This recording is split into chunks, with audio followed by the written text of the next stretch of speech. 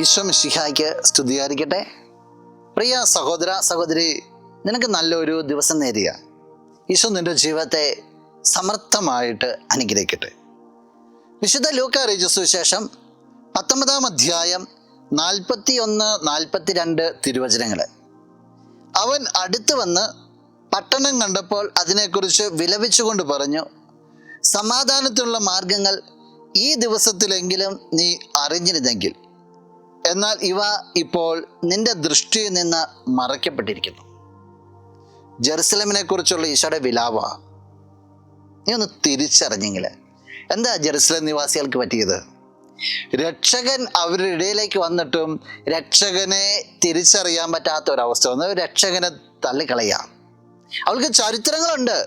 പ്രവാചകന്മാരെ തള്ളിക്കളഞ്ഞതിൻ്റെ, പ്രവാചകന്മാരെ ഉപദ്രവിച്ചതിൻ്റെ, പ്രവാചകന്മാരെ വധിച്ചു കളയുന്നതിൻ്റെ എല്ലാം ചരിത്രം ജെറുസലേമിൽ കിടക്കുക. ദൈവം തൻ്റെ ദൂതന്മാരെ അയച്ചിട്ടും ദൈവം തൻ്റെ പുത്രനെ തന്നെ അയച്ചിട്ടും ദൈവത്തിൻ്റെതാണെന്ന് പറയുന്ന ആളുകൾക്ക് മനസ്സിലാക്കുവാനായിട്ട് സാധിച്ചില്ല. അതിനെതിരെ പ്രതികരിച്ചു എന്നുള്ളതാണ്. ഇത് നിൻ്റെ മുമ്പിൽ ചോദ്യചിഹ്നമായിട്ടിരിക്കട്ടെ. നിൻ്റെ ജീവിതത്തിലേക്ക് നിന്റെ ദൈവം ഏതൊക്കെ വഴികളിലൂടെ കടന്നു വരിക? നീ പ്രാർത്ഥിക്കുമ്പോൾ ദൈവം വരുന്നുണ്ട്, നീ വചനം വായിക്കുമ്പോൾ ദൈവം വരുന്നുണ്ട്, നീ പള്ളിയിൽ പോകുമ്പോൾ ദൈവം വരുന്നുണ്ട്, നീ നല്ല കാര്യങ്ങൾ ചെയ്യുമ്പോൾ ദൈവം വരുന്നുണ്ട്, മറ്റു പലരിലൂടെയൊക്കെ ദൈവ പ്രചോദനങ്ങൾ വരുന്നുണ്ട്. പല രീതിയിൽ ദൈവം നിന്റെ അടുക്കിലേക്ക് ദൈവിക ദൂതുകൾ വിടുക. ദൈവം വിടുന്ന പ്രചോദനങ്ങളെ നീ നല്ല രീതിയിലാണ് എടുക്കുക, അതോ ഈ ജെറുസലേം നിവാസികളെ പോലെയാണോ?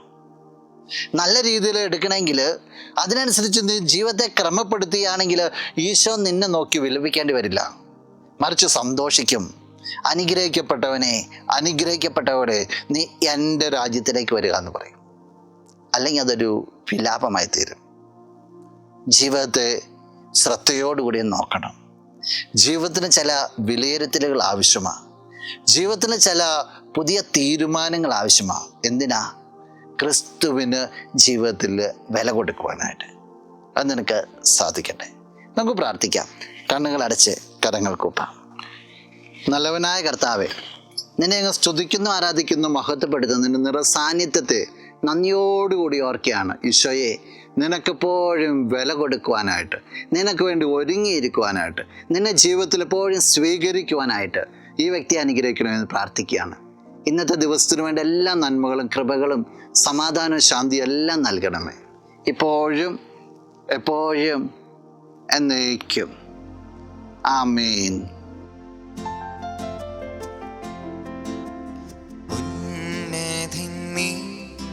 അത്യുന്നതൻ നീ, അങ്ങേ പോലൊരു